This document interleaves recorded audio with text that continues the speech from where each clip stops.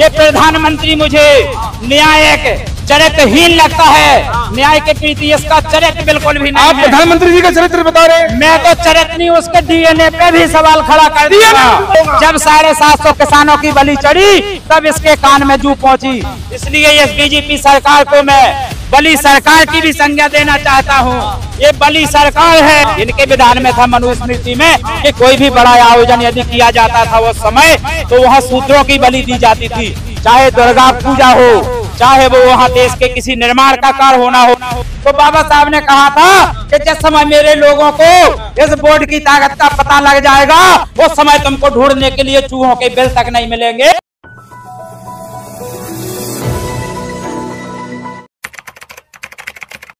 वो जिन लोगों कर रही है ना, वो जिन लोगों ने भ्रष्टाचार के माध्यम से वो चंदा दिया था, वही भ्रष्टाचारी चोर लुटेरे लोग अभी मोदी की गोद में बैठ गए। मोदी की गोद में बैठ गए। मोदी टाच दिखाने की काम कर रहा है उनको के लूटो सालो, जितना लूटना हो आधा मुझे दो। जैसा आधा मुझे दो, हाँ आधा मुझे दो। मोदी क्यों गुप्त चुनावी चंदा? गलत आरोप लगा रहे हैं। तो चुनावी चंदा वाली जो उनका खाता है उसको चेक करवाए मोदी। उस इलेक्ट्रॉनिक बॉन्ड को, गुप्त चुनावी चंदा को बिल्कुल शेयर करना चाहिए उन्हें कि किस पार्टी को कितना मिला है, उसका पता जनता को होना चाहिए। जनता के टैक्स का पैसा है, जनता मेहनत करती है, जनता अन्न उगाती है, जनता देश का निर्माण करती है। हर जनता के पास उस पैसे को पहुंचना चाहिए था। वो रोजगार के माध्यम से पहुंचना चाहिए था, रोजगार मिलना चाहिए था जनता को, शिक्षा के माध्यम से होना चाहिए था, अच्छी शिक्षा मिलनी चाहिए थी लोगों को, लेकिन वो नहीं दे पा रहे हैं। अच्छी शिक्षा नहीं मिली लोगों को शिक्षा अच्छी मिल रही शिक्षा। अरे क्या बात करते हैं, योगी साहब से पूछिए। 28 पॉलिटेक्निक स्कूल बंद करवा दिए उत्तर प्रदेश में, अपराध मुक्त करा दिया, उस पर नहीं बोलेंगे। अपराध मुक्त करवा दिया। ये जाति देख के अपराध को तय करते हैं कि इसने अपराध किया है कि नहीं किया है। जाति देख के जिस प्रकार से अतीक का और अशरफ का एनकाउंटर हुआ है, उसी प्रकार से यदि न्यायिक सरकार थी तो कुलदीप सेंगर को फांसी होनी चाहिए थी, जो अपराधी है, बलात्कारी है, भाजपा का नेता है, और है सो ब्रजभूषण शरण सिंह के ऊपर केस लगना चाहिए था। वो चार्जशीट के अनुसार जो उसमें धाराएं थी उसके तहत तो उसको जेल में होना चाहिए था। हमारे देश के नेताओं का इतिहास गवाह रहा है, जब भी जिस पर आरोप लगा है उसने इस्तीफा पहले दिया है, चाहे वो आडवाणी हो, चाहे अटल जी हो, चाहे लाल बहादुर शास्त्री हो, उनका दायित्व बनता था। लेकिन ये सरकार बिल्कुल ध्यान नहीं दे रही है। ये भ्रष्टाचारियों को भ्रष्टाचार करने का मौका दे रही है, ये अपराधियों को भ्रष्टाचार बढ़ाने का मौका दे रही है, अपराधियों को यही अपराध का कारण है। यदि ब्रजभूषण शरण सिंह को जेल में डाल दिया गया होता, वो सजा हो गई होती, तो आज हमारे देश में मणिपुर जैसा कांड नहीं होता जो हमारी माँ बहन बेटियों को नंगा करके घुमाया जाता है। नंगा करके प्रधानमंत्री जी ने बोला है, प्रधानमंत्री मेरी बात सुन लीजिए, प्रधानमंत्री ने इसकी निंदा करी है और बहुत नहीं होनी चाहिए। इसकी निंदा से कुछ नहीं होता है। मैं एक चीज बता दूं, उस देश में एक संवैधानिक पद भी होता है बहुत बड़ा, जो वहाँ का गवर्नर होता है, राज्यपाल होता है। यदि सरकार आनाकानी करती है, सरकार अपराध के खिलाफ नहीं खड़ी होती है, अपराधियों को दंड नहीं देती है, तो राज्यपाल का दायित्व बनता था कि वह केंद्र सरकार के पास जाता कि हमारे राज्य में सरकार कंट्रोल नहीं कर पा रही है, नियंत्रण नहीं कर पा रही है, अपराध पे नहीं कुछ बोल पा रही है, तब केंद्र सरकार का दायित्व बनता था कि उसके खिलाफ केंद्र सरकार को, मणिपुर सरकार के 24 में क्या होगा, इस्तीफा मांग के, उसके इस्तीफा लेके, वो जो भी वहाँ उनको लोगों के साथ अत्याचार हुआ है, मोदी वाले सब पर कार्रवाई होगी। मोदी जी ने बोल तो दिया, यदि मैं उस जगह प्रधानमंत्री होता तो उसी समय उनको पकड़ के मणिपुर से घसीट के यही पार्लियामेंट के सामने फांसी के फंदे पर लटकवा देता। ये ऐसा प्रधानमंत्री होना चाहिए हमारे देश का, जिसके अंदर न्याय की इच्छा शक्ति हो।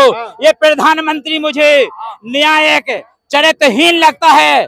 न्याय के प्रति इसका चरित्र बिल्कुल भी नहीं है। आप प्रधानमंत्री जी का चरित्र बता रहे हैं। मैं तो चरित्र नहीं, उसके डीएनए पे भी सवाल खड़ा कर दिया।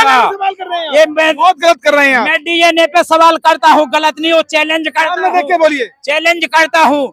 जब मोदी अमेरिका गया था उस समय उसकी जब कॉन्फ्रेंस हुई थी, तब उसने उस कॉन्फ्रेंस में कहा था कि हमारे देश में जाति के आधार पे भेदभाव नहीं होता, धर्म के आधार पे भेदभाव नहीं होता, क्या गलत कहा था? न्याय के आधार पे भेदभाव नहीं होता और भूभाग के आधार पे भेदभाव नहीं होता।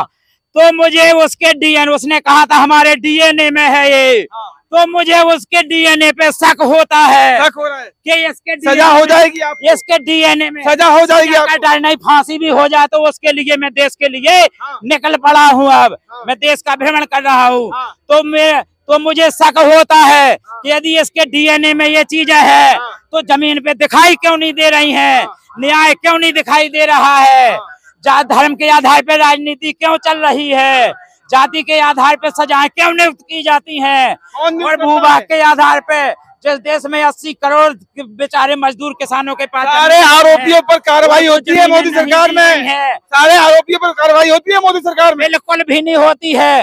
वो कार्रवाई होती है सिर्फ तो जाति देख के, धर्म देख के कार्रवाई करते हैं कि किस धर्म का आदमी है ये, वो किस जाति का आदमी है ये। जिसने अपराध किया है जेल में जाता है। मैं बता रहा हूं, जिसने अपराध किया जेल में जाता है।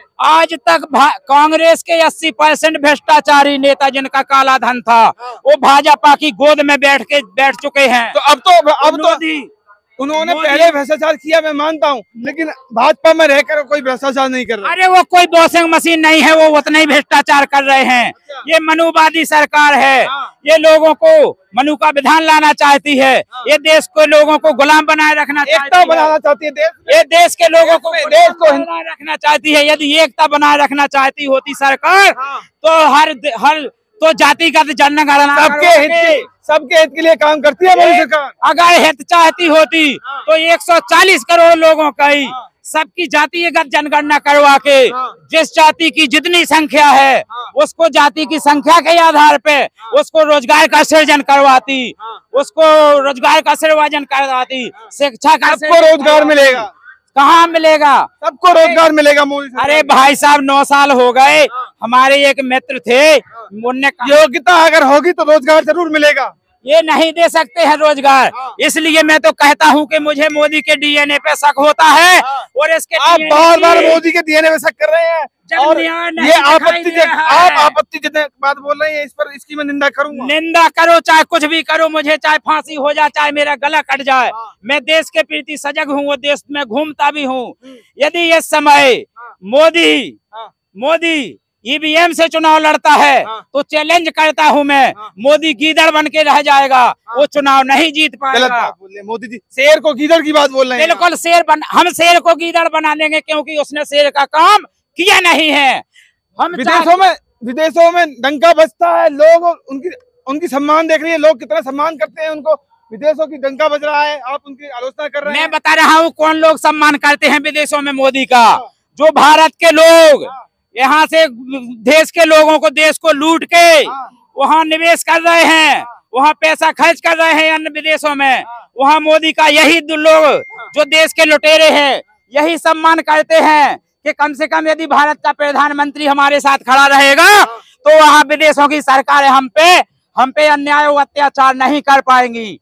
अन्याय अत्याचार के लिए बचने के लिए ये लोग सिर्फ सुरक्षा कवच के रूप में मोदी को खड़ा करते हैं और इसका वहाँ सपोर्ट करते हैं, जबकि इन्हें तो भारत का आकलन करवाना चाहिए कि जिस देश में 80% जनता बेचारी 5 किलो राशन पे जी रही हो, बेचारी की थाली में कटोरी में सब जनता के लिए काम कर रहे हैं मोदी सरकार, सूखी रोटी खा के उसका मांस सूख रहा हो, वह बेचारे क्या देश के लिए, जो देश का निर्माण कर रहा है, जो किसान देश का अन्न पैदा करता है, उसका अन्न ऐसे खींच लिया जाता है चोरों की तरह, दलालों के माध्यम से जो किसानों को एमएसपी का ये लोग वादा करते थे, इनने पूरा नहीं किया है, आपने देखा होगा।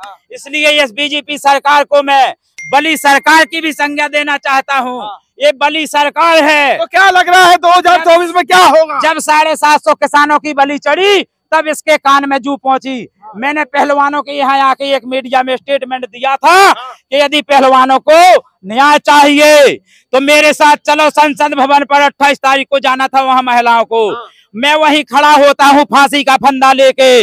यदि देश की सरकार न्याय नहीं देती है तो पहले तो मैं लटकूंगा और जितने मेरे समाज के दलाल लोग गला फाड़ फाड़ कर चिल्लाते हैं, सोशल मीडिया के माध्यम से अपने आप को शो करना चाहते हैं, सो करना चाहते हैं। ये मेरे साथ चले वहाँ फंदे लड़का के। तो क्या लगता है, ठीक है सर मैं आपकी बात, जब तक हमारी बलि नहीं होगी हम मरेंगे नहीं, जूझेंगे नहीं। जब तक ये हमारे 10-25 लोगों की हत्या नहीं कर लेंगे, बलि नहीं, क्योंकि ये देखिए इनके विधान में था, इनके विधान में था मनुस्मृति में कि कोई भी बड़ा आयोजन यदि किया जाता था उस समय तो वहाँ शूद्रों की बलि दी जाती थी, चाहे दुर्गा पूजा हो, चाहे वो वहाँ देश के किसी निर्माण का कार्य होना हो। आज भी नेपाल में देख लीजिए, ये सावरकर का देश बनाना चाहते हैं। सावरकर का कहना था उस समय कि जब अंग्रेजों ने कहा कि हम देश को लोकतंत्र देना चाहते हैं, सावरकर ने जब कहा लोकतंत्र नहीं चाहिए तो अंग्रेजों ने कहा तुम्हें क्या चाहिए फिर?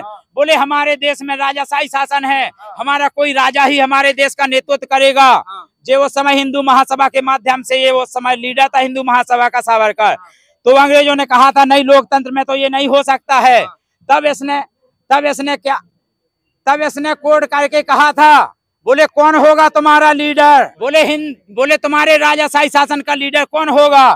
तब इन्होंने कोड करके कहा था नेपाल के राजा का, एक बस नेपाल के राजा का कोड करके कहा था कि हमारा नेपाल का राजा ही देश का लीडर रहेगा, क्योंकि नेपाल का राजा आज भी उस वहाँ का संविधान बना है तो उसमें दलित अछूतों जैसे शब्दों का प्रयोग है, वहाँ कोई न्याय नहीं मिल रहा है। बात बाबा साहब जिस समय वोट का अधिकार लेके आए उस समय वो सांसद भवन के सीढ़ियों से उतर रहे थे तो एक ब्राह्मण ने कहा कि हम तुम्हारे वोटों को खरीद लेंगे। तो बाबा साहब ने कहा था कि जिस समय मेरे लोगों को इस वोट की ताकत का पता लग जाएगा उस समय तुमको ढूंढने के लिए चूहों के बिल तक नहीं मिलेंगे, वहां तक नहीं तुमको छोड़ेंगे और हम लोग सत्ता पे काबिज होंगे। तो हमें वोट की ताकत को समझने की जरूरत है, वोट कितनी बड़ी ताकत है और यही हमारे वोट को मशीनों के माध्यम से लूट रहे हैं। इसलिए हम मशीन को खत्म करवाना चाहते हैं और पुनः देश में कांसीराम वाला 85 वाला समाज बनाना चाहते हैं, जहां 85% बाबा साहब का सपनों का भारत बनाना चाहते हैं, कांसीराम साहब के सपनों का भारत बनाना चाहते हैं, जहां 85% लोगों को जनसंख्या के आधार पर हिस्सेदारी मिले, हिस्सेदारी मुकम्मल हो। इसी के साथ मैं अपनी वाणी को विराम देता हूँ।